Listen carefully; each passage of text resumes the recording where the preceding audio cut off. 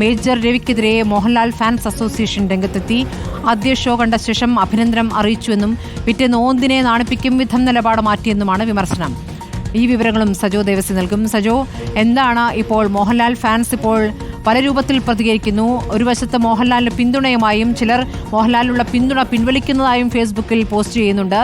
ഇപ്പോൾ ഇതെന്താണ് മേജർ രവിയുമായി ബന്ധപ്പെട്ടുള്ള വിഷയം?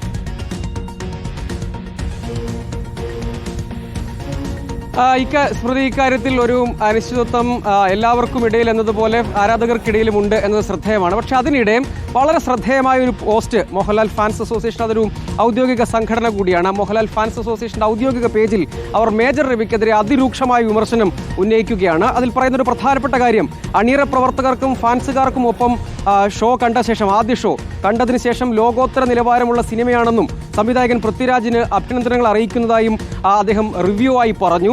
അതിനുശേഷം പുറത്തേക്ക് ഇറങ്ങി പിറ്റേന്ന് അദ്ദേഹം നിലപാട് മാറ്റുന്നു. അതായത് വിമർശനങ്ങൾ ഒരു വശത്ത് സജീവമായി പുരോഗമിക്കുന്നതിനിടെ അദ്ദേഹം നിലപാട് മാറ്റുന്നു. ഓന്തിനെ നാണിപ്പിക്കും വിധം നിറം മാറി വന്ന് സിനിമയെയും സംവിധായകനെയും വിമർശിച്ചു. അത് പബ്ലിസിറ്റിക്ക് വേണ്ടിയാണ്.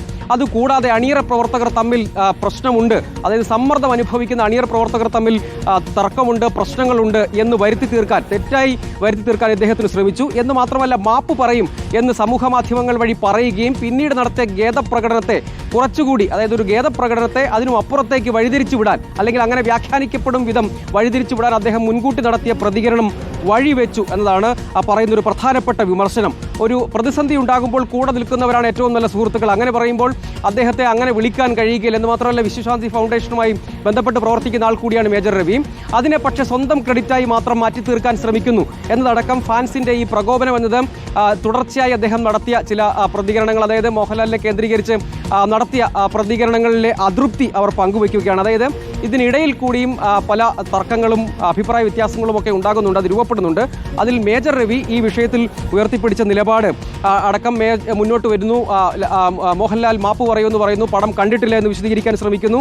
ഇങ്ങനെയൊക്കെയുള്ള കാര്യങ്ങൾ കൂടുതൽ വഷളാക്കാൻ, പ്രശ്നത്തെ കൂടുതൽ വഷളാക്കാൻ ഇടവന്നു. അതുകൊണ്ട് അദ്ദേഹം പറയുന്ന കാര്യങ്ങളെ ഏതെങ്കിലും നിലയ്ക്ക് മുഖവിലക്കെടുക്കരുത് എന്ന നിലയ്ക്കുള്ള പ്രതികരണമാണ് ഫാൻസ് അസോസിയേഷൻ എന്ന നിലയ്ക്ക് പങ്കുവച്ചിരിക്കുന്നത്. അത് വളരെ ശ്രദ്ധേയമായ ഒരു വിമർശനമാണ്, അതിരൂക്ഷമായ വിമർശനമാണ് മേജർ രവിക്കെതിരെ. ഈ വിഷയത്തിൽ മറ്റ് കാര്യമായ പ്രതികരണങ്ങൾ ഫാൻസ് അസോസിയേഷൻ നടത്തിയിട്ടില്ല. പക്ഷേ മേജർ രവിക്കെതിരെ മാത്രമായ ഒരു പ്രതികരണം ഔദ്യോഗികമായി ഫാൻസ് അസോസിയേഷൻ അവരുടെ ഫേസ്ബുക്ക് പേജിൽ കുറിപ്പായി പങ്കുവയ്ക്കുന്നു എന്നത് ഏറെ ശ്രദ്ധയർഹിക്കുന്ന ഒന്നാണ്. ശരി, ഫാൻസ് അസോസിയേഷന്റെ പ്രതികരണത്തെ വിശദാംശങ്ങളാണ് സജോ ദേവസി നൽകിയിരിക്കുന്നത്.